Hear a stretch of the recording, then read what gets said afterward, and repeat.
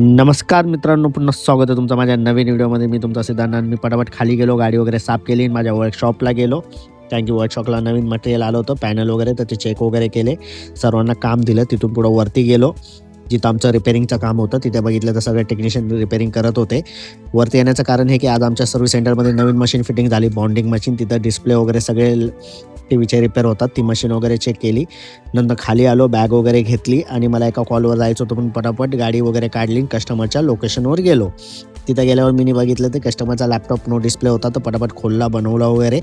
कस्टमरला चेक वगैरे करून दिला. कस्टमरने चेक वगैरे केला. खाली आलो, गाडी काढली. सेकंड लोकेशनवर गेलो. सेकंड लोकेशनवर एंट्री वगैरे केली. आतमध्ये गेलो, लिफ्टसाठी उभा राहिलो. लिफ्ट वगैरे आली. लिफ्टमध्ये गेलो आणि कस्टमरच्या ऑफिसमध्ये पोहोचलो.